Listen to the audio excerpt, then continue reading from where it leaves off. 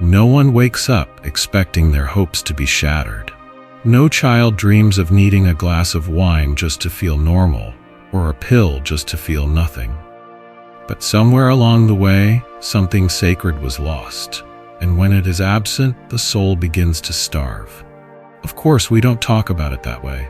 We talk about willpower, discipline, as if addiction were a moral flaw, as if addicts were simply people who didn't try hard enough. But what if it's just an illusion?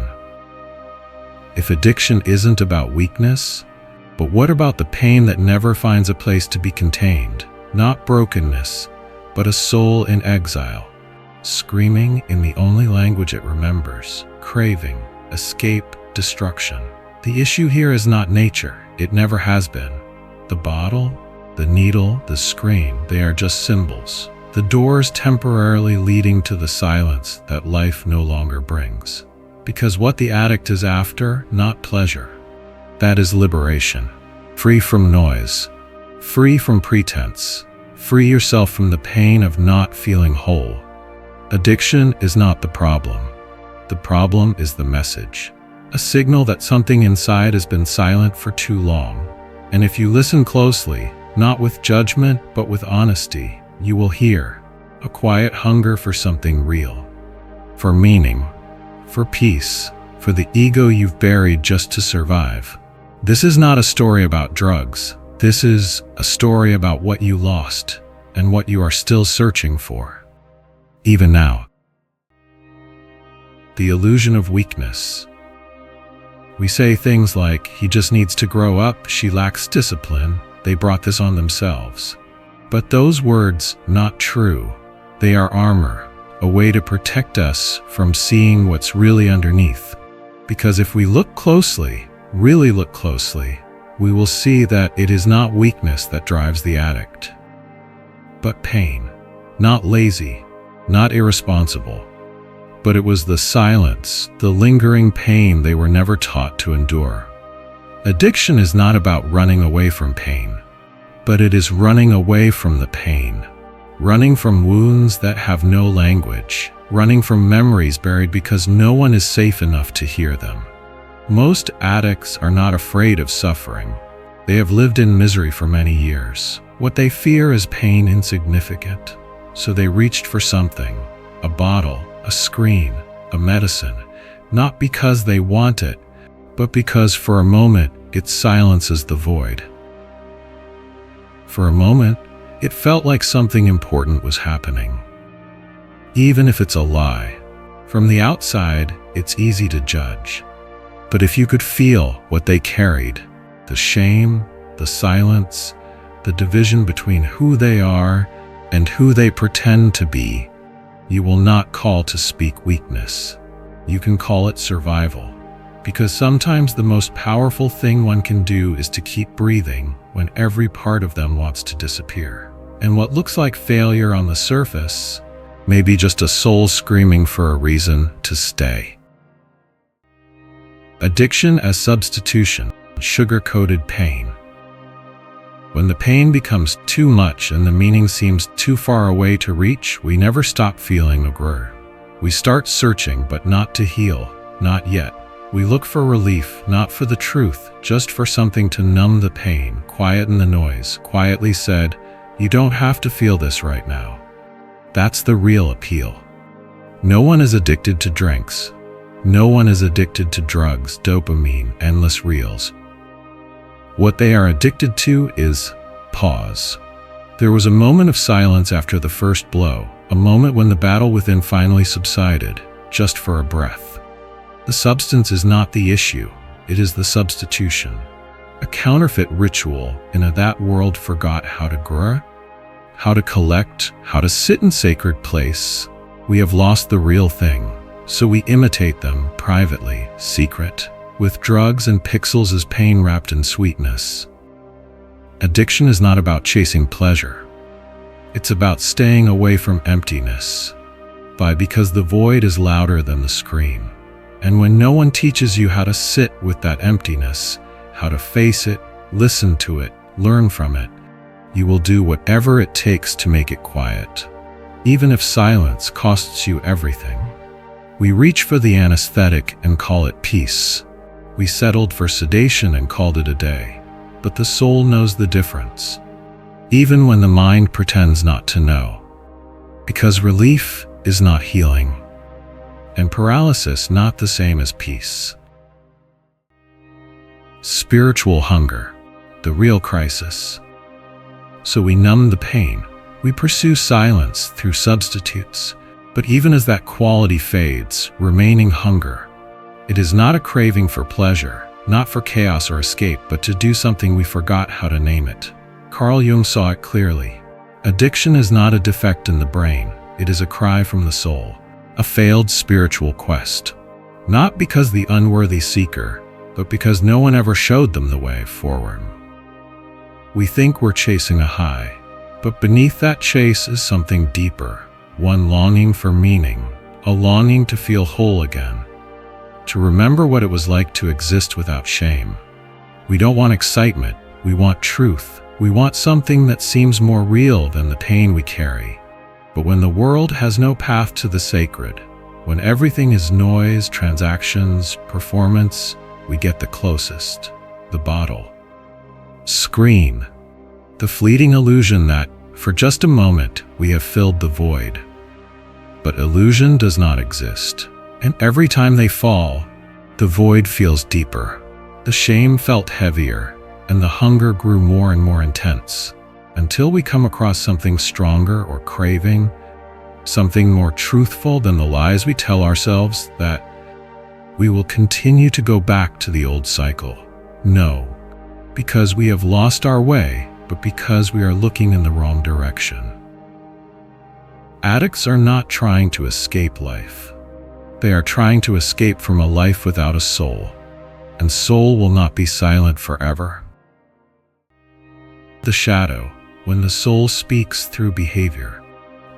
There is a part of you that you have buried, anger, grief, shame. You were told it was too much, too dark, too ugly to see, so you hid it. Lock it in the basement of your mind. Tell yourself it's not real. Tried living without it. What we repress will not disappear. It waits. It waited until the silence became unbearable, until the weight of pretense began to crack. And then, it speaks. Not by words, in action, in a craving, in compulsion you cannot explain. This is what Jung called the ball, the hidden self. Our egos exile us to survive. Addiction is the shadow of the voice when no other voice is allowed to speak it. It is the spirit that says, if you wouldn't feel this pain, I will scream it through the destruction. And that scream, what looks like self-sabotage, isn't evil. So honest. It is the truth that is being broken through the mask. Look, the real enemy isn't substance. That is separation. Your part is to be the performer, smile, stay calm, but underneath, something sacred is slowly being revealed. Healing does not begin with fighting the shadow, but start by turning towards it.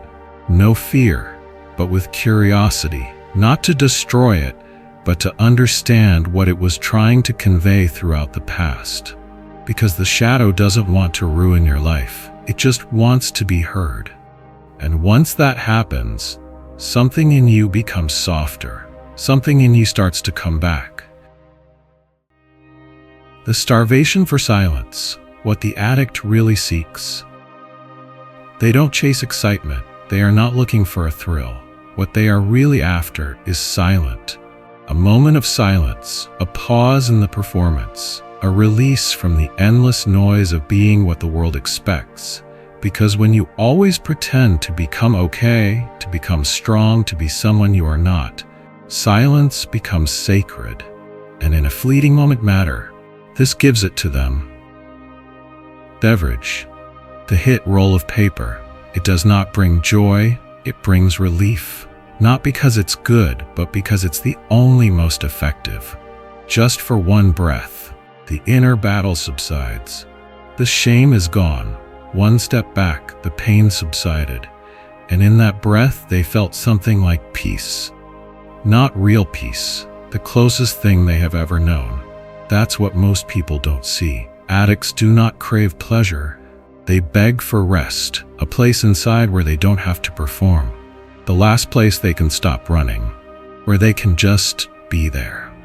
But the tragedy here is the release is only temporary, and prices continue to rise, because the body can relax, but the soul still knows, isn't this right? This is not the real silence you are craving. Rock bottom, the soul's collapse and awakening. You've heard the phrase rock bottom. Most people think it's a failure, breaking point, the end of the road. But Jung saw it differently. He called it the beginning. Because when everything collapses, when the lies no longer work, when no one believes your excuses, when even you can't pretend anymore, something ancient begins to stir. Not your ego, not your mask, not the part of you that learned how to survive, but the part of you that remembers who you were before survival became your identity. Rock bottom is sacred, not because it feels good, but because it strips away everything that isn't real. The roles, the performance, the story you told to stay safe, all of it begins to crumble. And beneath the wreckage, what's left is the truth. Raw, unfiltered, unavoidable. You don't awaken in the spotlight. You awaken in the ruins. Not with triumph, but with surrender. Because only when there's nothing left to lose do you finally become willing to see who you really are. Rock bottom isn't the end, it's the place where you stop running, and for the first time you stand still long enough for the soul to speak. Sacred longing, misguided but holy. But what if the craving itself wasn't sacred?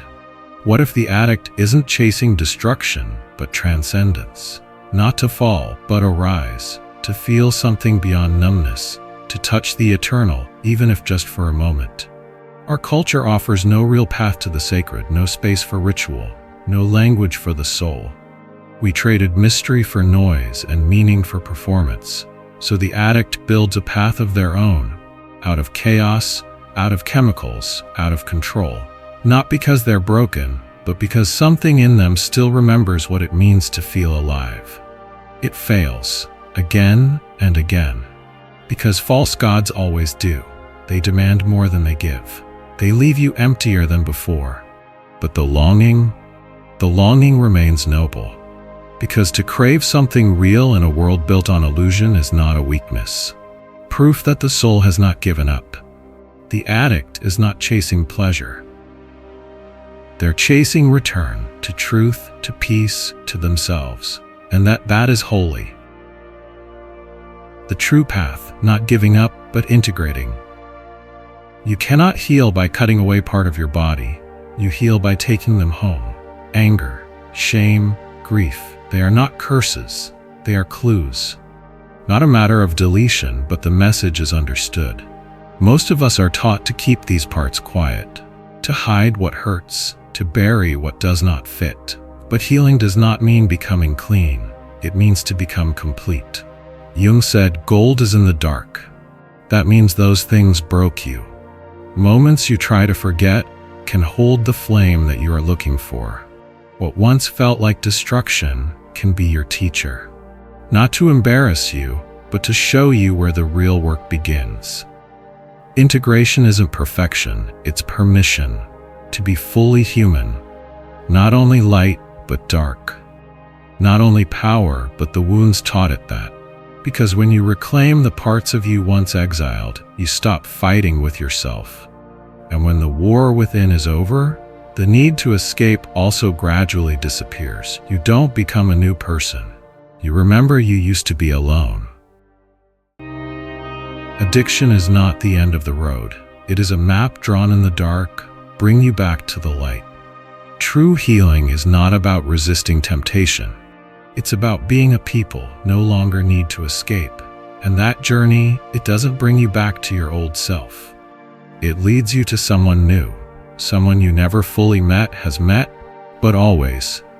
Not broken, not perfect, just in the end, the whole thing. Total doesn't mean you never get tempted. It means you are no longer divided. You don't have to run faster than in the past. You just have to listen to what it is trying to teach you. Because the truth is, you never get lost. You are simply waiting. At this point, you'll stop pretending and start coming back. Not with the person you used to be, but with the only one you were always born to be. Subscribe, not just to this channel, but to your own awakening. Share this with someone who's searching, because sometimes all it takes is one moment of truth to break a lifetime of silence. Join us as we uncover what was lost and remember what it means to come home to yourself.